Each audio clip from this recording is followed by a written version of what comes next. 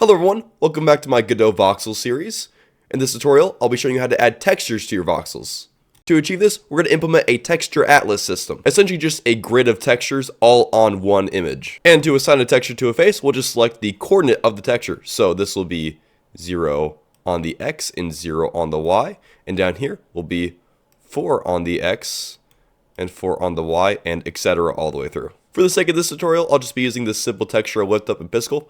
So I have grass, dirt, water, and stone. To get started, we're going to go ahead and create a few more variables, one of which holding our atlas texture. So at export, variable, atlas, texture. This will be a texture 2D. Next, we need to know the dimensions of the texture atlas. So how many columns and rows. So at export, variable, atlas, columns. This will be an int, and I'll default it to 2 because our texture atlas is 2 by 2. And this could obviously be changed for any atlas that you are using. Atlas rows 2. Next, we need to create the material. So inside of our ready function, variable material, set this to be a standard material 3D dot new. We'll set the albedo texture to be our texture atlas. And since our texture is more pixelated, I'll be using the nearest filter. So dot texture filter gets base material 3D. Not this one. Texture filter nearest. And finally, we just need to apply our material. So material override will be our material that we just created. In the inspector now, I'm going to drag over our texture atlas into the texture atlas variable. If you're also experiencing this weird issue where all of your colors are kind of blending together, head over to import on your texture, and inside of mode, click on lossless and sRGB friendly, and re-import. You may notice that it's all just one solid color right now, and that's just because we haven't mapped our UVs yet. So to start with this, we're going to need a way to differentiate between different blocks. So I'll go to create a new dictionary, constant blocks. This will hold all of our blocks and all of their texture data. We'll identify each block by a block ID. So starting with 0, we'll set a name parameter.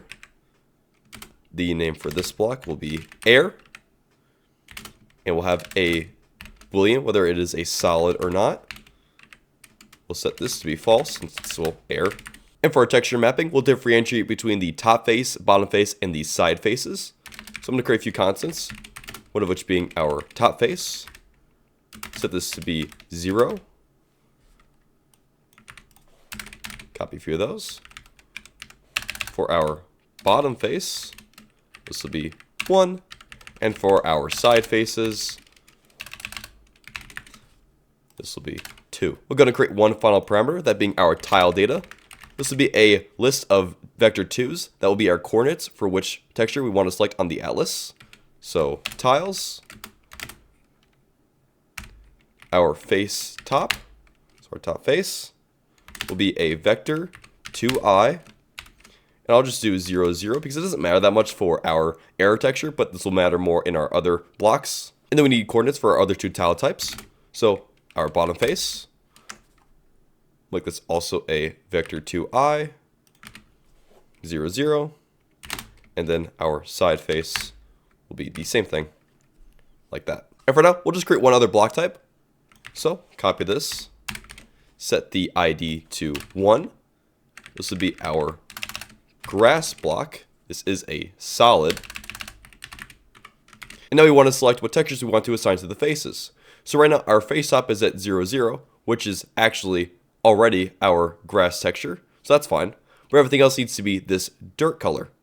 So that's going to be 1 on the X and 0 on the Y.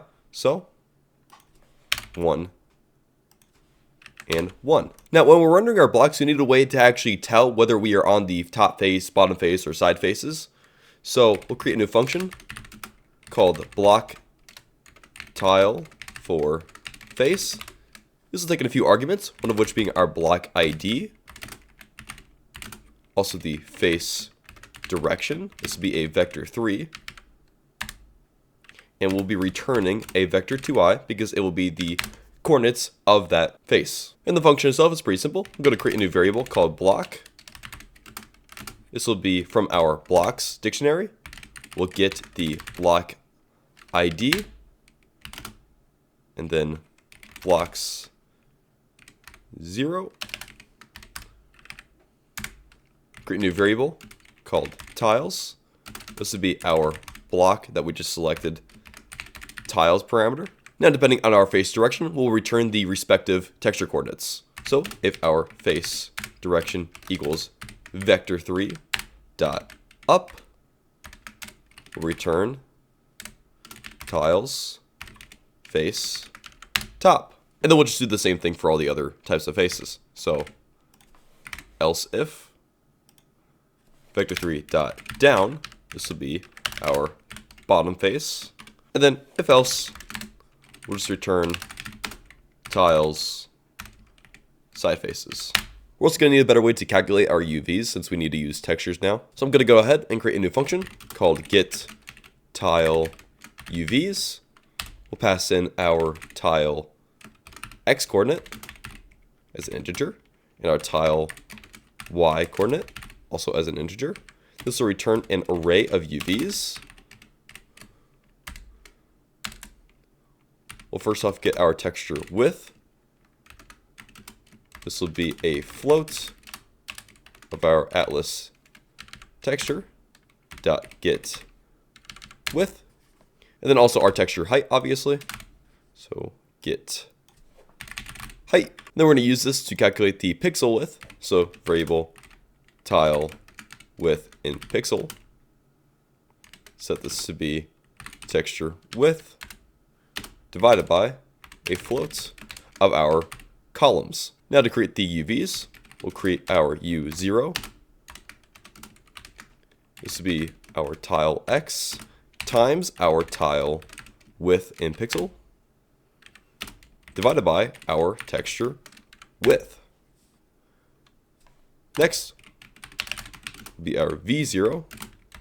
This will be tile Y times tile height in pixels. In pixels divided by texture height. For our U1,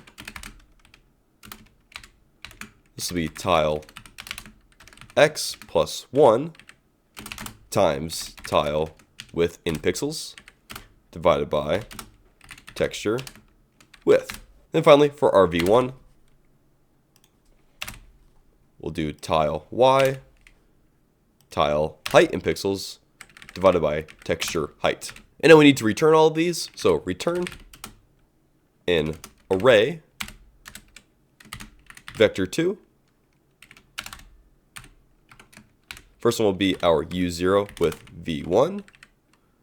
Next will be a vector2 of our U1 and V1. Next will be vector2 of U1 and V0. And finally, vector2, U0, and V0. And finally, we just need to make a few small modifications to the generate mesh function. So open up that. I'm going to create a new variable. It'll be our block ID. We'll grab it from the voxels array. So int gets voxels X, Y, and Z. And we'll first check if our block ID is equal to 0, meaning it's an error block. If so, we'll just go ahead and skip out of this for loop. Now, instead of using this UVs variable, which we can go ahead and actually delete up here now, we'll go to create a new variable called T. Set this to be our block tile for face. Pass in our block ID that we just grabbed. And this is vector3 dot left.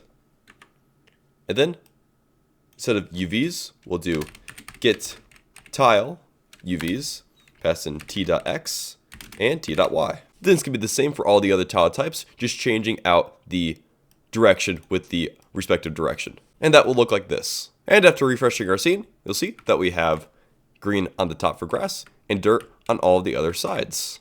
And we can very easily add other block types. So let's create a stone block type.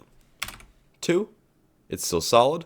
We want the bottom right texture, so this will be 1, 1 across the board for all faces.